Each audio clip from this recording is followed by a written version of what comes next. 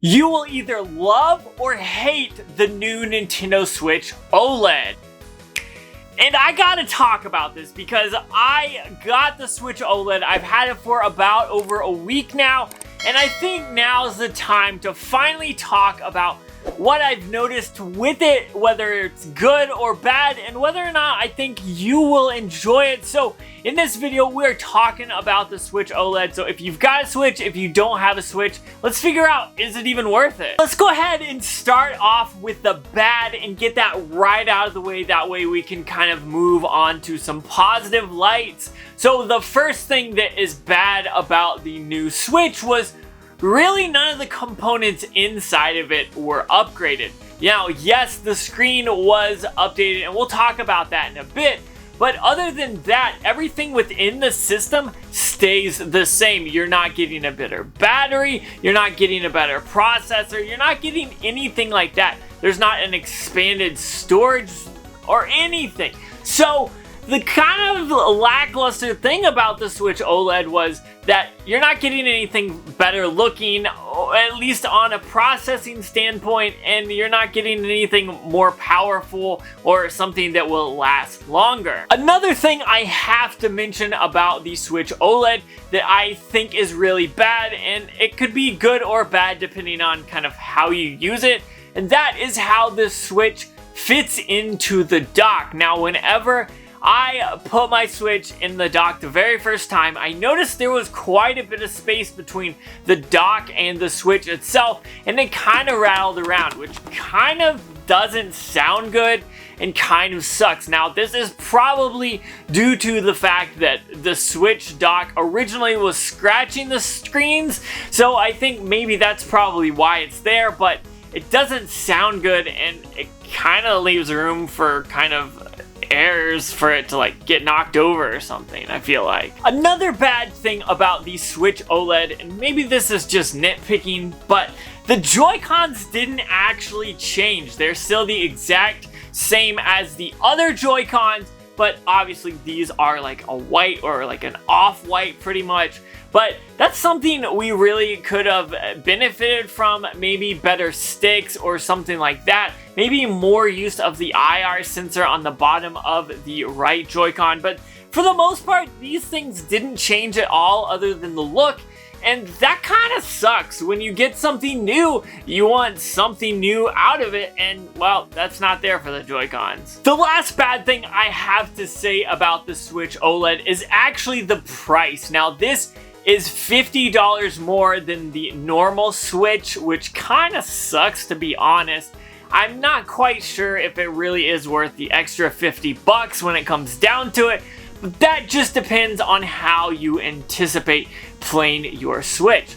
Now, like I said, there are new things and there are bad things and good things, and I haven't got to everything. We'll talk about the good right after this, but for it being $350, that's kind of a lot of money for a console, and I don't know. I kind of chalk it up to be a bad thing, as well as it should probably just be 300 bucks like the other Switches are, but you know how Nintendo is. Enough about talking bad about this thing. Let's talk about some good things, and this system definitely has a bunch of good things to it, and I absolutely love it. So let's go ahead and start by talking about the dock and letting you know kind of what I think about it. Now, I did talk about how the Switch has a little bit more leeway with the Switch and the dock, so it kind of does feel a little bit interesting.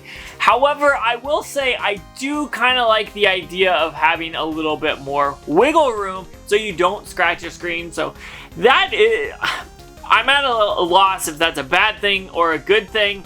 It benefits by not scratching your screen, but it just feels like when you set it in there, it feels like the Switch isn't quite there. But the rest of this dock is absolutely amazing. Now, first off, when you first look at the front, you do notice the beveled edges of the top of the dock, and you also notice that the logo is much smaller, which is more aesthetically pleasing, and I really kind of actually like it. Moving on to the back, you have that removable plate that is really awesome, and I actually think it will probably provide more airflow if you just pop this thing off and don't put it back on. It looks really good, so I think it might be better without this, but I'll keep it around, I guess. And also the stuff on the back that really matters. You've got the HDMI port, you've got the AC adapter, which is USB-C, and then you've got that LAN port, which is pretty cool considering the other Switch docks don't have a LAN port and you have to use a USB-A to LAN adapter, which kind of sucks. And so being able to put your dock somewhere and plug it in directly to the internet just makes it way easier. And also they left the whole USB-A's, the two on the side, and overall this white looks absolutely amazing compared to the black dock. Like, I don't know what it is, but it just looks way better, and I feel like that's probably because I prefer white consoles. Don't hate me, I got a PS4 and an Xbox Series, I guess not Series, and an Xbox One S that's like that. I need to get those new consoles. Like, comment down below and tell me to do that. Moving on to the actual system itself. First off, we've got a few different changes there on the top of the system itself. You've got the power button that looks really different. You've got the game card slot that looks different, as well as the volume up and down. Those all look different on the Switch OLED. Whether or not that's a good thing or a bad thing, I kind of don't care either way. They all still work, so I'm marking this as a good one because nothing bad happened, so just bear with me there. But flipping it onto the back, you do notice that kickstand is all the way across, which is absolutely amazing. That is one of those things for handheld mode or tabletop mode. Flipping that up and setting it down is just so much easier. You don't have to worry about if the kickstand is all the way out or if the kickstand isn't out enough. And also, it's not just gonna fall over. You know that happened a ton with the other one. So I'm really glad to see that kickstand is very sturdy. The mechanics of it actually feel really great. They feel like they're either a really nice plastic or a solid metal. I'm not quite sure which, but it definitely is much better. Enough about how it looks on the back. Moving to the front, we've got that Switch OLED screen, which looks absolutely amazing. Now, I tried to do it on camera and it didn't look as great on camera as it did in person. But wow, playing this system in handheld mode is where it's at. And I think the graphics, whether they're 720p, whether they're 1080, or even 4K, I think for a handheld console, the Switch OLED is probably as far as we will get, at least for now, being such a slim system with such a big screen. I know a lot of people like to complain and say, oh, it's not 1080, oh, it's not 4K.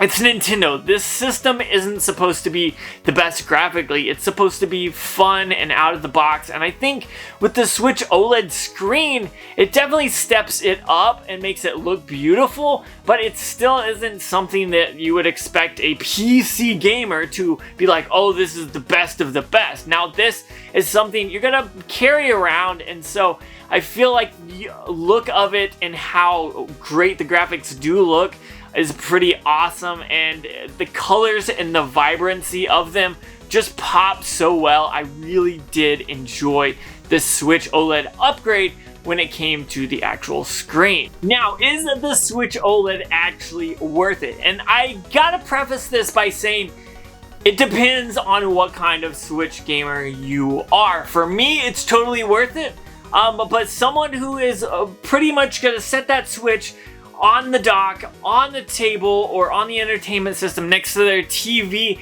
and only play it that way, I'm gonna say it's probably not worth it unless you don't have that LAN adapter and you play a bunch of online games, maybe Smash or something else that's online and is very intensive there.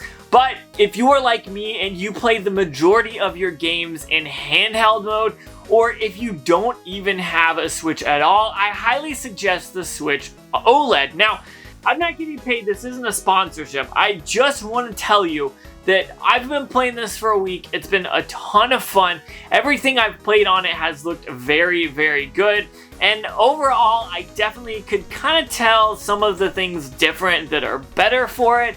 Also, opening it up and it being a fresh new system, especially with the white Joy-Cons and the white dock, I feel like this is a system that you should probably have in your collection if you play handheld mode or if you are a new Switch owner. Now, I will say I do love the Switch Lite still, and if we can get a Switch Lite with an OLED screen, I'll be in heaven because I love how compact and small that one is. But I feel like this is a very good system and I'll probably get a ton of use with it, so I kind of gotta decide if I'm gonna keep my Switch Lite or figure out what to do with it. I haven't done that yet, but I kind of wanted to let you guys know kind of my thoughts when I played the Switch OLED. A lot of people have saying don't buy it, it's not worth it.